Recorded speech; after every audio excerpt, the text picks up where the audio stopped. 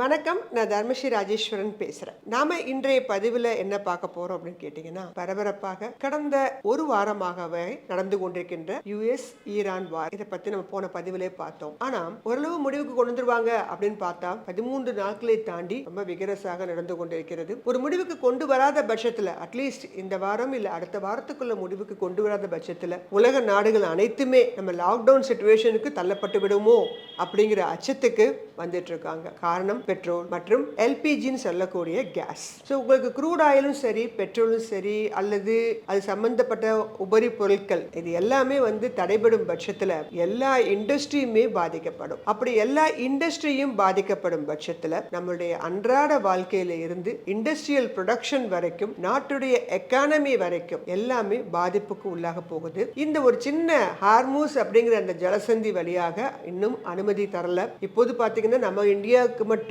கொஞ்சம் அனுமதி கொடுத்திருக்கதால சொல்லியிருக்கிறாங்க. பட் இதெல்லாம் உண்மையான தகவல் தானா, இது எவ்வளவு தூரம் நடைமுறை சாத்தியப்படும் என்பதெல்லாம் போக போக தான் தெரியும். ஏன்னா இந்த ஜியோ பொலிட்டிக்கல் இம்பாக்ட் அப்படிங்கிறது மிடில் ஈஸ்ட்ல நடக்கக்கூடிய இந்த வார் டென்ஷன் நிச்சயமாக நம்மளுடைய இந்தியன் ஷேர் மார்க்கெட்டை பதம் பார்த்திருக்குன்னு சொல்லலாம். கடந்த ஒரு வாரமாகவே இறங்கி 23,600 அப்படிங்கிற 2-3 வருடங்களுக்கு பிந்திய நிலைக்கு போயிடுச்சு. இது இன்னும் தொடரும் பட்சத்தில் நம்மளுடைய நிப்டி 23,500ங்கிறது ஸ்ட்ராங்கான சப்போர்ட் லெவல். அதை பிரேக் பண்ணுது அப்படின்னா அடுத்த லெவல் 22,000 அப்படிங்கிற இடத்துக்கு வரைக்கும் போவதற்கான வாய்ப்புகள் ஷேர் மார்க்கெட்டை பொறுத்த மட்டும் இருக்கு. கோல்டு சில்வர்ல அதீத ஏற்றமும் இல்லை, அதீத இறக்கமும் இல்லை. ஏன்னா கோல்டு அந்த அளவு ஏறி வந்துருச்சு. இந்த வார் அனௌன்ஸ்மெண்ட்டுக்குலாம் கோல்டு இன்னும் ஏறி இருக்கணும். ஆனா கோல்டு ரொம்ப ஏறின காரணத்தினால பெருசா அதுல மூவ்மெண்ட் இல்ல. தற்போது பெரிய மூவ்மெண்ட் பாத்தீங்கன்னா க்ரூட் ஆயில் மற்றும் நேச்சுரல் கேஸ். சென்ற முறை உக்ரைன் வரும்போது நேச்சுரல் கேஸ் அதிகமான அளவுக்கு ஏறினது க்ரூட் ஆயிலை விட. இந்த முறை இந்த பிரச்சனை எல்லாமே மிடில் ஈஸ்ட்ல இருக்கக்கூடிய ஈரான், ஈராக், குவைத், யுனைடெட் அரபு எமிரேட்ஸ், கத்தார் போன்ற இந்த ஆயில் ப்ரொடியூசிங் கண்ட்ரிஸ்னு சொல்லுவோம், ஒபெக்னு. ஸோ அவங்கள சுற்றி நடக்கக்கூடிய காரணத்தினால க்ரூட் ஆயில்ல தான் அதிகமான அளவுக்கு இம்பாக்ட் இருக்கு அப்படின்னு நம்ம சொல்லலாம். ஸோ இதுக்கு நான் பார்த்தீங்கன்னா செப்பரேட்டா கிளாஸஸே எடுத்துட்டு இருக்கேன். ஏன்னா அதுலேயும் ஆப்ஷன்ஸ் ட்ரேடிங் அப்படிலாம் உண்டு. ஸோ இந்த எல்பிஜி கேஸை பொறுத்த மட்டும் பார்த்தீங்கன்னா தற்போது தட்டுப்பாடு வருது, அது இது நிறைய ரூமர்ஸும் வருது, நிறைய ஃபேக்ட்ஸும் நடந்துட்டு இருக்கு. ஸோ இந்தியா அதிகமான அளவுக்கு டிபெண்ட் பண்ணி இருக்கிறோம். நம்ம கேஸுக்கெல்லாம் அதிகமான அளவுக்கு பிற நாடுகளே எஸ்பெஷலி ஒபெக் கண்ட்ரிஸை நம்பி தான் இருக்கிறோம். நம்மளுடைய ப்ரொடக்ஷன் ஆனுவலி பார்த்தீங்கன்னா $12.8 மில்லியன் மட்டும்தான் நம்மளுடைய ப்ரொடக்ஷன் இருக்கு. அதெல்லாம் நமக்கு பத்தாது. 30 மில்லியனுக்கு மேல் டாலருக்கு மேல் நமக்கு தேவைகள் இருக்கும் பட்சத்தில் இது எப்படி பத்தும்? ஸோ வெளிநாட்டுல இருந்து இறக்குமதி மட்டும் 58% 65% நம்ம பண்ணிக்கிறோம். உள்நாட்டு உற்பத்தி வெறும் 35% தான் இருக்குது. ஸோ எல்பிஜியை பொறுத்த மட்டும் இங்க அதிகமான அளவுக்கு நமக்கு கிடைக்கிறது கத்தார் 27%, யுனைடெட் அரபு எமிரேட்ஸ் 26%, சவுதி அரேபியா 19%, குவைத் 8-10%, யூஎஸ்ல இருந்து 6-7%. ஸோ 95% நமக்கு மிடில் ஈஸ்ட்ல இருந்து தான் வந்துட்டு இருக்கு. அப்படிங்கும் போது நம்ம இங்க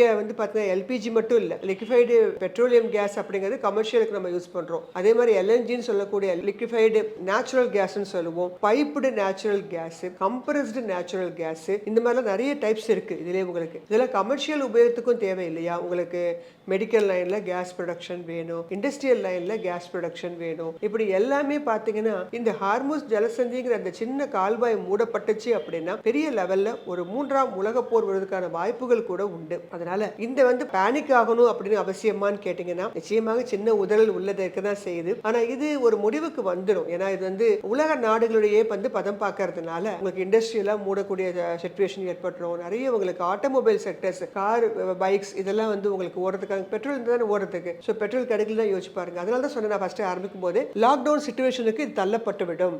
இப்பயே பார்த்தீங்கன்னா ஹோட்டல்ஸ் எல்லாம் நிறைய மூடிட்டு தான் சொல்றாங்க. ஸோ இது ஒரு சாதாரண கடைநிலை ஒரு சின்ன ஊர்ல இருக்கவங்கள கூட இது பாதிக்கும். எப்படி கொரோனா பாதிச்சோ, ஸோ க்ரூடு அப்படிங்கிறதும் பெரிய லெவலில் ஒரு இம்பாக்டை உண்டு பண்ணும். அதனால இது கண்டிப்பாக கொரோனாவை கட்டுப்படுத்த முடியாது, அது காற்றில் பரவக்கூடிய ஒரு இது. ஆனால் இது க்ரூட் ஆயில் அப்படிங்கிறது இரு நாடுகளுக்கு இடையே ஏற்படக்கூடிய ஒரு பிரச்சனைனால இந்த அளவு ஒரு ப்ராப்ளம் ஏற்பட்டிருக்கு. டெஃபினட்டாக அடுத்த ஒரு வாரம், அதிகபட்சமாக ஒரு வாரத்துக்குள்ள ஒரு முடிவுக்கு கொண்டு வரணும் அப்படின்னு சொல்லிட்டு நம்ம எல்லாரும் கடவுளை பிரார்த்திப்பது ரொம்ப நல்லது. இன்றைய பதிவில் என்ன பார்க்க போறோம் அப்படின்னு கேட்டீங்கன்னா, ஜென்ரலாகவே நீங்க மார்க்கெட் இன்னுமே உங்களுக்கு பேனிக் சிச்சுவேஷன் சுச்சுவேஷன் தான் இருக்கு. அதனால ஷேர் மார்க்கெட்ல இன்வெஸ்ட் பண்ணலாமா அப்படின்னு கேட்டீங்கன்னா சற்று பொறுத்திருந்து அடுத்த வாரம் கொஞ்சம் வெயிட் பண்ணுங்க. இன்னும் கொஞ்சம் இறங்கும். ஒரு சுமூகமான சூழ்நிலை எட்டும் பட்சத்துல நம்ம அப்பொழுது என்ன பண்ண ஆரம்பிக்கலாம், வாங்க ஆரம்பிக்கலாம். இந்த சிச்சுவேஷனில் நான் கொடுக்கக்கூடிய சில திறனாய்வுகள், சில பதிவுகள் எல்லாமே நீங்கள் நோட் பண்ணி வச்சுக்கோங்க. சந்தர்ப்பங்கள் வரும்போது அதை வாங்குவதற்கான முன்னேற்பாடுகளாக இருக்கட்டும். இந்த பிரச்சனையில் வந்து எல்பிஜி கேஸ் அப்படிங்கிறது ஒரு பெரிய லெவலில் வந்து ப்ராப்ளமேட்டிக் ஆகிட்டு இருக்கு. அதனால இந்த நம்ம இந்தியன் ஷேர் மார்க்கெட்டில் இந்த எல்பிஜி கேஸ் சம்பந்தப்பட்ட உற்பத்தி பண்ணக்கூடியது, டிஸ்ட்ரிபியூஷன் பண்ணக்கூடிய சில கம்பெனிகள் இருக்கின்றனவா அப்படின்னு கேட்டிங்கன்னா இருக்கிறாங்க. ஸோ அதில் சில கம்பெனிகள் முக்கியமான கொஞ்சம் ஃபண்டமெண்டலி ஸ்ட்ராங்கான கம்பெனிகள், ஏன்னா மைக்ரோ கேப்லாம் இதில் இருக்குது. நான் மைக்ரோ கேப்லாம் கொஞ்சம் அவாய்ட் பண்ணிவிட்டு small cap, mid cap and large cap கம்பெனிகள் மட்டும் உங்களுக்கு தொகுத்து வாங்கிக்கேன். அடுத்தது பார்த்தீங்கன்னா உங்களுக்கு கேள்விப்பட்டிருப்பீங்க இண்டக்ஷன் ஸ்டவ், இந்த ஹோம் அப்ளையன்சஸ், ஏர் ஃப்ரையர், அப்புறம் வந்து பார்த்தீங்கன்னா இந்த குக்கர்ஸ், எலக்ட்ரிக்கல் குக்கர்ஸ் எல்லாமே வந்து ரொம்ப அதிகமான அளவுக்கு வந்து சேல் ஆகிட்டு இருக்கு அப்படிலாம் கேள்விப்பட்டிருப்பீங்க. அப்போ அதை உற்பத்தி பண்ணக்கூடிய கம்பெனிகள்லாம் இங்கே இருக்கிறாங்களா அப்படின்னு கேட்டிங்கன்னா சில கம்பெனிகள் இருக்காங்க. ஸோ அதெல்லாம் நம்ம வாங்கி வைக்கிறது மூலமாக நம்ம வந்து இந்த ஒரு ஷார்ட் டேர்மில் ஷேர் மார்க்கெட்டில் ஒரு ஸ்விங் ட்ரேடிங் பண்ணுறவங்களுக்கு இந்த ஒரு நியூஸ் அப்படிங்கிறது உதவிகரமாக இருக்கும் அப்படிங்கிற எண்ணத்தில் தான் இதை நான் உங்களுக்கு தொகுத்து வழங்கியிருக்கேன். ஸோ இந்த வார் அப்படிங்கிறது எனக்கும் வந்து பெரிய உடன்பாடெல்லாம் கிடையாது. வார்னால வந்து நிறைய உயிர்கள் கொல்லப்படுது, உலக லெவலில் பொருளாதார தேக்கம் ஏற்படுது.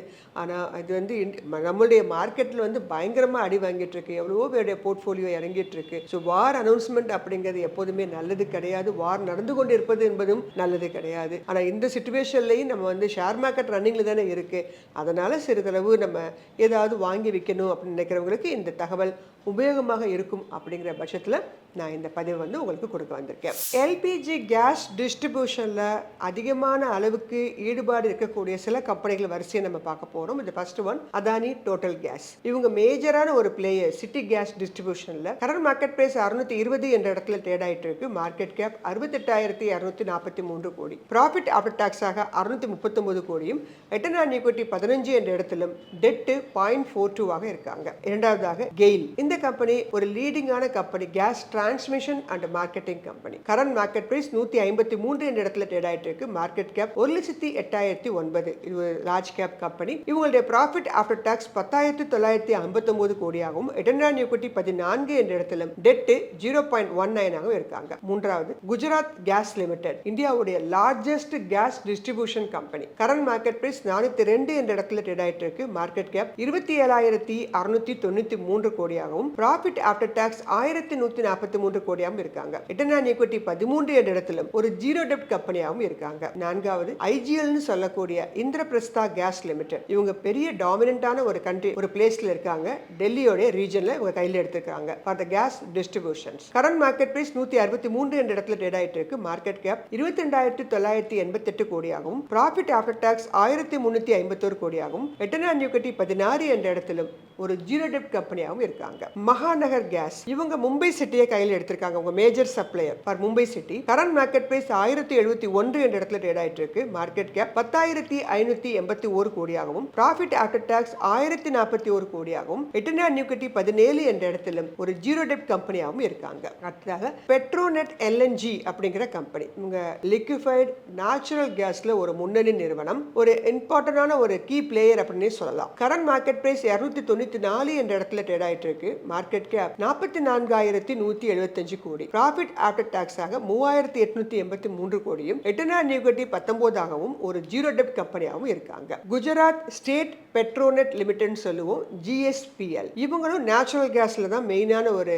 கம்பெனியாக இருக்கிறாங்க. கரண்ட் மார்க்கெட் பிரைஸ் 288 என்ற இடத்திலும், மார்க்கெட் கேப் 16,271 கோடியாகவும், ப்ராஃபிட் ஆஃப்டர் டாக்ஸ் 1,697 கோடியாகவும் இருக்கிறாங்க. ரிட்டர்ன் ஆன் ஈக்விட்டி 9 என்ற இடத்திலும் ஒரு ஜீரோ டெப்ட் கம்பெனியாகவும் இருக்காங்க. ஸோ இந்த கம்பெனிகள் எல்லாமே பார்த்தீங்கன்னா ஒரு லார்ஜ் அண்ட் மிட் கேப் வரிசையில் இருக்கிறாங்க. எல்லாருமே நேச்சுரல் கேஸாக இருக்கட்டும், liquefied petroleum gas, transmission, distribution, marketing போன்ற துறைகளில் இருக்காங்க. இந்த எல்பிஜி கேஸுடைய தேவை அதிகமாக இருக்கும் பட்சத்தில் இந்த கம்பெனிகள்லாம் பார்த்தீங்கன்னா ரேட் அதிகமாவதற்கு வாய்ப்புகள் இருக்கிறது. ஃபார் ஸ்விங் ட்ரேடிங்க்கு யூஸ் பண்ணிக்கிறவங்க இந்த வாய்ப்பை இந்த கம்பெனிகளுக்கு பயன்படுத்திக் கொள்ளலாம். அடுத்த பார்த்தீங்கன்னா நான் ஏற்கனவே ஃபர்ஸ்ட் சொன்ன மாதிரி இந்த ஹோம் அப்ளையன்சஸ் கம்பெனிகள் இருக்காங்க இருக்காங்க இல்லையா, அவங்கள சில கம்பெனிகள் என்னென்ன இருக்கிறாங்க, லிஸ்டட் கம்பெனிஸ் என்னென்ன இருக்கிறாங்கன்னு பார்க்க போறோம். The first one TTK Prestige குரூப்போட கம்பெனி. இந்த கம்பெனி ஒரு லீடிங்கான important company for the kitchen appliances. So current market price 575 என்ற இடத்துல ட்ரேட் ஆயிட்டு இருக்கு. மார்க்கெட் கேப் 7,902 கோடியாகவும், ப்ராஃபிட் ஆஃப்டர் டாக்ஸ்